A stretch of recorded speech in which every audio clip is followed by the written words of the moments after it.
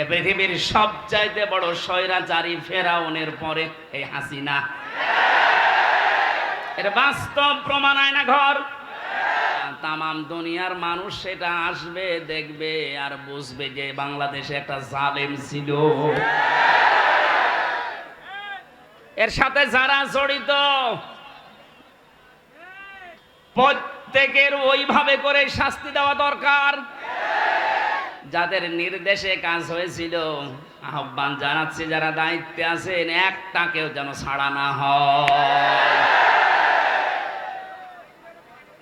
আরে কথা কোনোদিন ধারণা আনবেন না, বলবেন তো নাই যে ওরা মরে গেছে এমনি না। এদেশটা স্বাধীন করার জন্য ৭১ সালে যারা জীবন দিয়েছিল তাদেরকে যদি শহীদ বলতে পারেন, এ পৃথিবীর সবচাইতে বড় স্বৈরাচারী ফেরাউনের পরে এই হাসিনা। এর বাস্তব প্রমাণ আয়না ঘর। আমি মাটির নিচে যতদিন ছিলাম জানি না যে দুনিয়া বলে কিছু আছে কিনা। আমারে যারা নিয়েছিল রিমান্ডের নাম করে নিয়েছে তো, অথচ নিয়েছে তো মাটির নিচে। এত কঠিন অবস্থায় রেখেছিল, এত অসহায় হচ্ছিল মনে নিজেকে যে আল্লাহ পৃথিবীতে তুমি ছাড়া মনে হয় আর কেউ নেই। কারণ আমি বিচ্ছিন্ন ছিলাম দুনিয়া থেকে। আমি তো তাও মাত্র ৩ বছর, আর ব্যারিস্টার আরমান ৮ বছর। আপনি কল্পনায় আনতে পারেন যে একজন মানুষকে মাটির নিচে যে ঘর এখন দেখা যাচ্ছে, এখানে 2 দিন 5 দিন 10 দিন না 8 বছর একটা মানুষ থাকলো কি করে? এটা টুরিস্ট প্যালেস হিসাবে আমার মনে হয় যারা দায়িত্বে আছে অন্তর্বর্তীকালীন সরকারের, তাদের উচিত হবে এটা রেখে দেওয়া। তামাম দুনিয়ার মানুষ সেটা আসবে, দেখবে আর বুঝবে যে বাংলাদেশে একটা জালেম ছিল। এর সাথে যারা জড়িত প্রত্যেকের ওইভাবে করে শাস্তি দেওয়া দরকার। অনেকে বলছে না মাফ করে দেন, না মাফ করার কোনো বিষয় এখানে নেই। কিসের মাপ? আপনি তো ওই জায়গায় পড়েননি। তাই কোরআনে কারীম জানিয়েছে ওয়াইনা আকাবতুম ফাআকিবু বিমিসলি মা উকিবতুম বি। তোমার উপর যতটুকু অত্যাচার করা হয় তুমি যদি প্রতিশোধ হিসাবে অতটুকু নাও তবে কোনো দোষ নেই। আমি নিরপরাধ, এরপরও যা করেছে যেহেতু নিরপরাধ আমি প্রমাণ হয়ে গেছি গত পরশুদিন। কথা বলেন না কেন? গত পরশুদিন আমি তো প্রমাণ হয়ে গেছি যে আমার কোনো দোষ নেই। এই জন্য তো আদালত বেকসুর খালাস দিয়েছে। তাহলে যারা এর সাথে জড়িত টপটপটন, আমার কিন্তু কোনো সাধারণ মানুষ মামলার বাদী ছিল না। মামলার বাদী ছিল হাসিনা। ও জেনে শুনে কাজ করেছে। আমার মতো 1 জন 2 জন না, হাজার হাজার আলেম আমার সাথে জেলখানায় সারা বাংলাদেশে। আমি গণনা পেয়েছিলাম আমার সাথে প্রায় 120 জনের উপরে ছিল, সারা দেশে মিলে কয়েক হাজার। জানা শোনার পরে যারা ভুল করে অবশ্যই তারা অপরাধী, আর অপরাধীর শাস্তি হবে মাস্ট বি। এই জন্য অপরাধগুলোর সাথে যারা জড়িত আছেন, আমি নিজেরটা যেহেতু ভুক্তভোগী আমারটা বলছি, আমি তো নিরপরাধ প্রমাণ হয়েছে দেশের আদালতেই। সুতরাং যারাই জড়িত আমার মামলার আইওয়াই মিজান থেকে শুরু করে প্রত্যেকের আমি এইরকম 3 বছর জেল চাই। এমনকি আমারে ধরার পরে আমার বাবার কাছ থেকে ওরা বিনা কারণে বলেছে 10 লাখ টাকা দেন, নয়তো 50টা মামলা দেব। বাবা আমার গ্রাম্য মানুষ, ভয়তে 8 লাখ দিয়ে দিয়েছে। আমি গতকালকে আমার মামলার আয়ুরে কল দিয়েছিলাম। আগে ওরে আমি স্যার বলতাম, আর কানকে দেখছি কান্না কাটি করে বলছে স্যার কি করা লাগবে বলেন। কি করা লাগবে মানে আমার 8 লাখ টাকা ফেরত দে। কারণ এখন তো আমার কোনো দড়ি নেই, সব শেষ। শুধু আমার মামলা না, এদেশে যত মানুষকে বিনা কারণে আজ বন্দি ঘরে, আয়না ঘরে, জেলখানায় আটক রাখা হয়েছে, এদের সাথে যারা জড়িত কিছুই তো প্রমাণ করতে আপনি পারবেন না। এদেশের 18 কোটি মানুষ যদি মাফ করে দেয় আপনাকে, কোরআন আমার সামনে ব্যারিস্টার আরমানের স্ত্রী আপনারে মাফ করবে না। আমান আজমি কালকে লাইভ করেছেন সংবাদ সম্মেলনে, যা করেছেন তার সাথে পৃথিবীর ইতিহাস পাল্টিয়ে ফেলেছেন। এই জন্য আল্লাহ জালেমদের এত কঠিন এবং করুণ এবং ভয়ঙ্কর পরিণতি নিয়ে আসে। কালকে আদালত থেকে বের হওয়ার সময় দেখলাম হাজী সেলিম হাউ মাউ করে কাঁদছে। এজলাস আমি কিছু জানি না, কথা মুখ দিয়ে ভালো বের হয় না, নৌকা বলতে গিয়ে হৌকা বলে, নৌকা বলতে পারে না। কি হলো বলেন তো এই জালেমের? যতগুলো হত্যা মামলা তার, একটার যদি রায় হয় হত্যা মামলার, তে ফাঁসি হবে তার। অথচ বয়স চাই, এই বয়সে যে চরিত্র এখন দেখা যাচ্ছে, আমার মনে হয় এটা মুখে আনতেও আমার ঘৃণা করে। মানুষ এত নিচে নামে কি করে? এই যুবক মানুষে যদি একটু উল্টা পাল্টা করে তো মেনে নেওয়া যায়। ও 80 বছর বয়সের, শরীর চলে না, আরো কি করছে? ওর দৃশ্য দেখে শয়তান মাঝে মাঝে হাসে, আল্লাহ তুমি আমারে শয়তান বানিয়েছো। হাজি নামে কলঙ্ক, হাজি সেলিম কত টাকার মালিক ছিল শুধু আল্লাহ জানে, আর ও জানে, তাছাড়া কেউ জানে না। টোকাই থেকে পর্যন্ত পৌঁছে কি হলো আপনার? শেষ বয়সটা একটু আল্লাহ বিল্লাহ করে দুনিয়া থেকে বিদায় নেবেন, সে অবস্থা এখন আপনার নেই। যদি মামলার রায় হয়ে যায়, সারাটা জীবন এখন ফাঁসির কন্ডেম ছেলে ধুইকে ধুইকে মরা লাগবে। আর ফাঁসির কন্ডেম ছেলে যে খাবারটা দেয় আমি তো দেখেছি 3 বছর। আমি সাধারণ মামলার আসামি, অথচ আমার 3টা বছর রেখেছে ফাঁসির কন্ডেম সেলের ভেতরে, যোগাযোগ বিচ্ছিন্ন।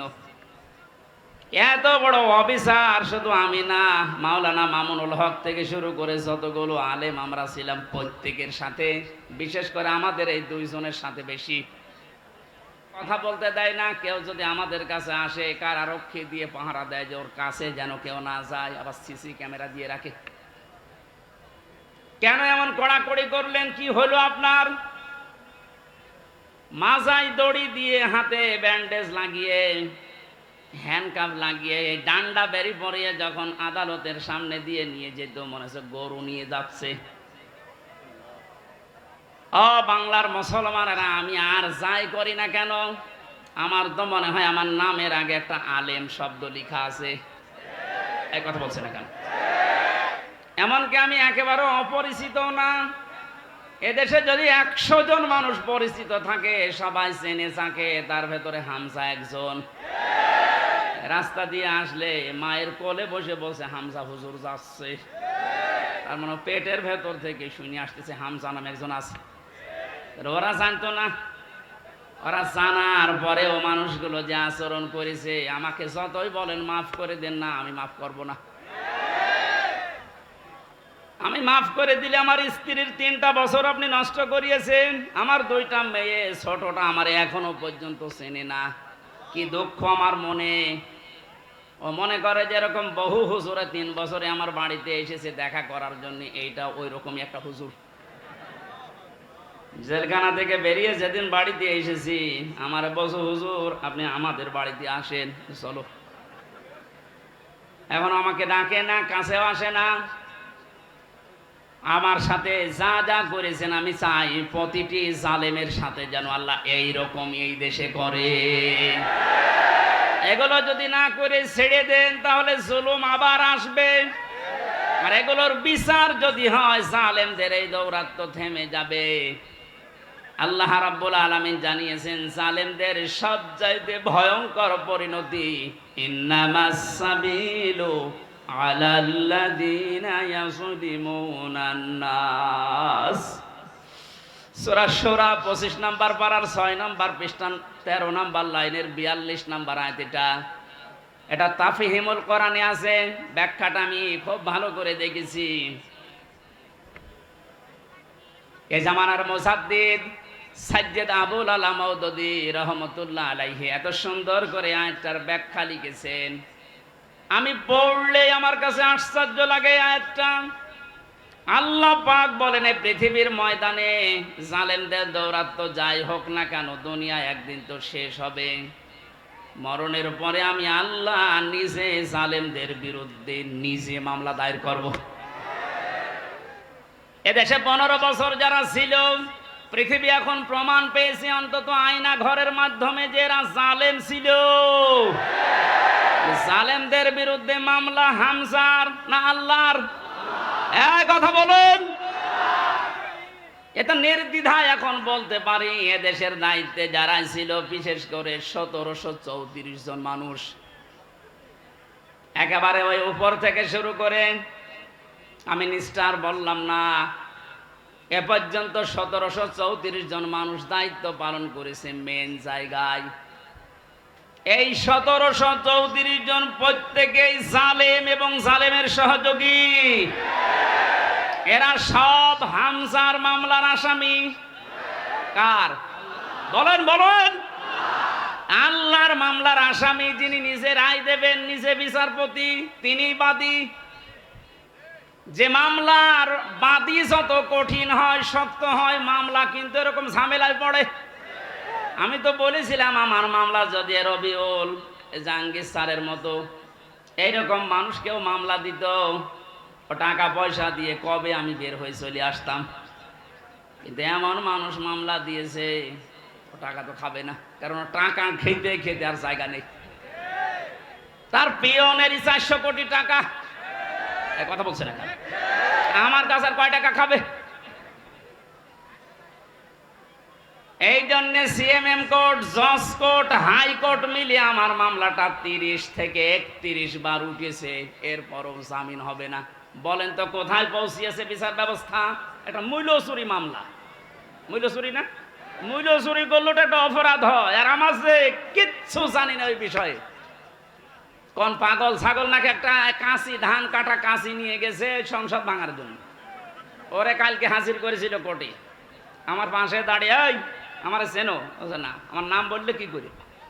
বলছে আমারে বলতে বলিস। জজ সাহেব যে হাসছিল কালকে পরশুদিন, একেবারে খালাস দিয়েছে এমনি না। বলছে আমি কি দেখে বিচার করবে মামলার? কোনো মাল ম্যাটারেস নেই, যা সব শেষ করে দিলাম। মামলা বলতে আর কিচ্ছু নেই।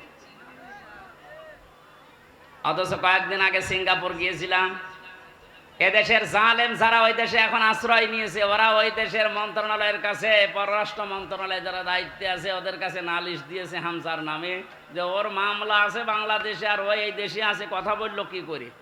শয়তানি করার জায়গায় দেশে আর পাচ্ছে না, এখন বাইরে শয়তানি করছে। মামলা যেহেতু পরশুদিন মিটে গেছে, ওইটা এখন আমি পররাষ্ট্র মন্ত্রণালয়ের মাধ্যমেও ইংলিশে ভার্সন করে আমি পাঠাচ্ছি। এবার নেন ঠেলা। যারা উল্টা নালিশ দিয়েছিলেন, দেখবে যে না এ তো বেকসুর খালাস পেয়েছে, আদালত একেবারে সব জেনে শুনে খালাস দিয়েছে, তো নির্ভেজাল মুক্ত, এর কোনো দোষ নেই। যারা এই দোষ দেওয়ার জন্য ওই দেশে নালিশ দিয়েছে, তারা এবার বিপদে পড়বে না? যে এই দেশে আর থাকতে পারেননি, পালিয়েছে, ওই দেশেও আর পারবে না, আবার আসবে, কুকুরের মতো পিটিয়ে মানুষ মেরে ফেলবে। ভাই ঠিক আছে ভাই। সাতক্ষীরাবাসী এই জন্য মজলুমের দোয়া, বরদোয়া থেকে আমাদের বেঁচে থাকা দরকার। জালেমদের পরিণতি এত কঠিন এবং ভয়ঙ্কর। আল্লাহ নিজে যেহেতু মামলা দিচ্ছেন, যারা জালিম, এই জালিমদের পক্ষে থাকলে, সাহায্য করলে, সহযোগিতা করলে যেহেতু ঈমান নষ্ট হয়ে যায়, নবীর উম্মত থেকে বের হয়ে যায়। এখনো পর্যন্ত যারা এই জালেমদের পক্ষে সমর্থন জানাচ্ছেন, স্ট্যাটাস দিচ্ছেন, ভিডিও কলে কথা বলছে আপা ভয় পাবেন না, আপনি ভয় পেলে আমরা ঘাবড়িয়ে যাই। কত বড় শয়তান!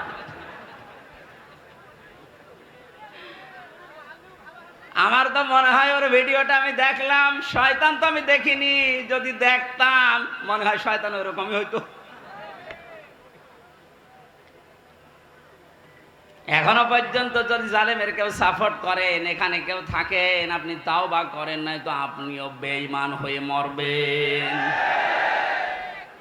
সুতরাং জালেমরা যা ভেবেছিল যে আমরা ক্ষমতা পেয়েছি, মনে হয় আল্লাহ আমারে দয়া করে দিয়েছে। আমারে যখন প্রথম সে 11 সালে 10 সালে গ্রেফতার করে, আমি সুদের বিরুদ্ধে কথা বলেছিলাম, তাই মসজিদ থেকে ধরে নিয়ে গেল যে উনি শিবির করে, শিবিরের ক্যাডার, রক কেটে বেড়ায়। আমার ওসি সাহেব নিয়ে গেল, প্রথমে যে আয়াতটা ধরছে যে কুলিল্লাহুম্মা মালিকাল মুলকি তুতিল মুলকা মান তাশা ওয়া তানজিউল মুলকা মিম্মান তাশা ইলা আখির আয়াত। উনি টেবিলের নিচে এভাবে খাতা রেখে বাংলায় লিখে নিয়েছে, আমার সামনে বসিয়ে বলছে, হুজুর এই আয়াতটার বাংলা বলেন তো। ঠিক আছে বলছি। আল্লাহ পাক বলেন, যাকে ইচ্ছা আমি ক্ষমতা দেই, যাকে ইচ্ছা ক্ষমতা থেকে নামিয়ে দেই। এতটুকু বলার পরে বলছো, হুজুর দাঁড়ান, যা বললেন এটা ঠিক আছে, হ্যাঁ এটাই তো কোরআনের অর্থ।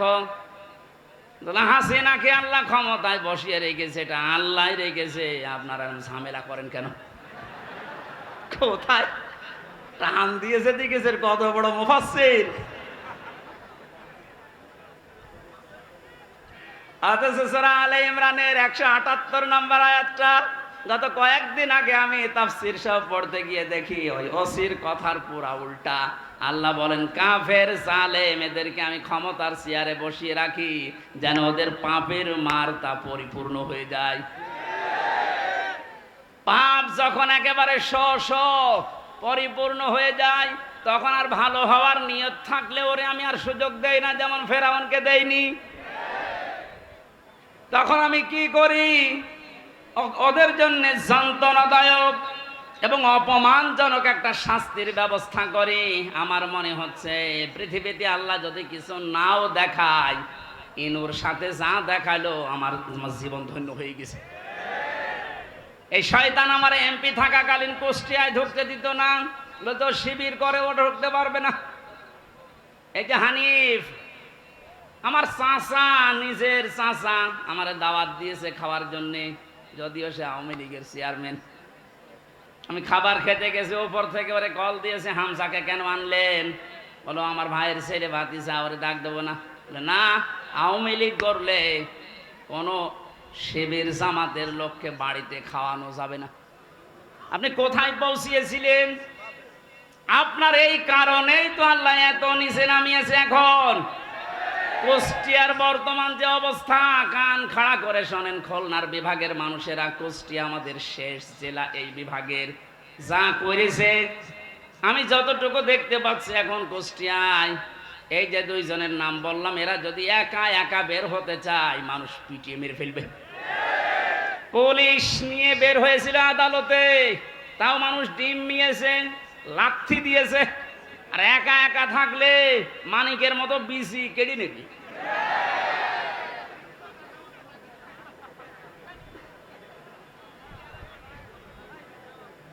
এই জন্য জালেমদের কিন্তু পরিণতি খুব খারাপ। তারা আল্লাহর মামলার আসামি, তাদের দুনিয়াও শেষ, আখিরাতও শেষ। এক কথা বলেন না কেন? দুনিয়া শেষ কেন? আল্লাহু লা ইয়াহদিল কওমাজ জালিমিন, জালেমদেরকে আল্লাহ পথ দেখাচ্ছে না, দেখাবেও না। ইয়াহদি এটা মোজারে, বর্তমান, ভবিষ্যৎ, প্রেজেন্ট, ফিউচার। কোন জালেমকে আল্লাহ হেদায়েত দিচ্ছে না, দেবে না। এই জন্য আমরা যেন জালেম না হয়, নারী হোক আর পুরুষ হোক, কোনো বিষয়ে যেন জুলুম করবেন না।